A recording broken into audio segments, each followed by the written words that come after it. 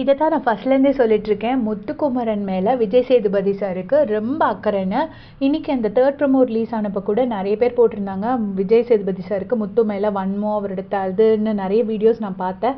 ஆக்சுவலாக அப்படி இல்லைங்க. என்னோடய வியூலேருந்து நான் சொல்கிறேன், நம்ம வீட்டு குழந்தை தப்பு பண்ணிச்சுன்னா நம்ம வந்து ஐயோ நம்ம பிள்ளை கெட்டு போயிடக்கூடாதே நம்ம ரொம்ப கண்டிப்போம்.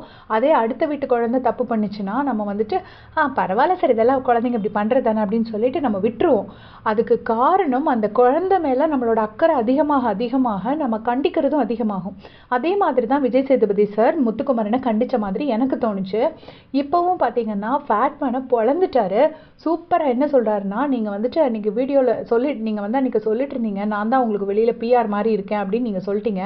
அதை பார்த்து மக்கள் என்ன நினைப்பாங்க? இவ்வளோ நாள் முத்து நீங்கள் இவ்வளோ நாள் கஷ்டப்பட்டு ஒரு உழைப்பை போட்டு வந்திருக்கீங்கன்னு அவர் வாய் அடக்குறாரு. ஆக்சுவலாக அவருக்கு வந்து நீங்கள் டைட்டில் வின்னர் ஆக போகிறீங்கிறத அவர் சொல்ல வராரு. பட் அப்படி சொல்லக்கூடாது, ஏன்னா அப்படி அடக்குறாரு. ஸோ இவ்வளோ நாள் நீங்கள் போட்ட உழைப்பு வேஸ்ட் ஆகிற மாதிரி ஆகிடாதா, அப்படி பேசுகிறது தப்பு இல்லையாங்கிற மாதிரி அவர் கேட்டுட்டாரு. ஸோ முத்துவோட நேமை கிளியர் பண்ணுறதுக்கு வேறு யாருமே வேண்டாங்க. இப்போ அடுத்து விஜய் சேதுபதி சரின்னு சொல்லுவாங்க முத்துவோட பிஆர்னு. பிஆருங்கிற வார்த்தை எவ்வளோ தப்பான, உங்கள் மேலே எவ்வளோ தப்பான அபிப்பிராயத்தை உண்டாக்கும் தெரியுமா முத்து? நீங்கள் இவ்வளோ நாள் எவ்வளோ உழைப்பு போட்டிருக்கீங்கிற மாதிரி சொல்கிறாரு. ஸோ நம்மளோட ஆதங்கம் தான் விஜய் சேதுபதி சார் மனசுலேயும் இருக்குது. அவர் உண்மையிலே ரொம்ப அக்கறையானவருங்க. அவர் கொஞ்சம் வித்தியாசமான கண்ணோட்டத்தோடையும் எல்லாரும் பார்க்க பழகணும்னு நினைக்கிறேன்.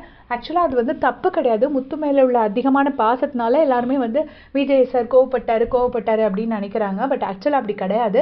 அவர் வந்து முத்துக்குமரனை வந்து இன்னும் நல்லா செதுக்க ட்ரை பண்ணுறாருன்னா எனக்கு பார்க்கும்போது தெரியும். ஒன்றுமே இல்லாதது நம்ம செதுக்கிறது ரொம்ப கஷ்டம்.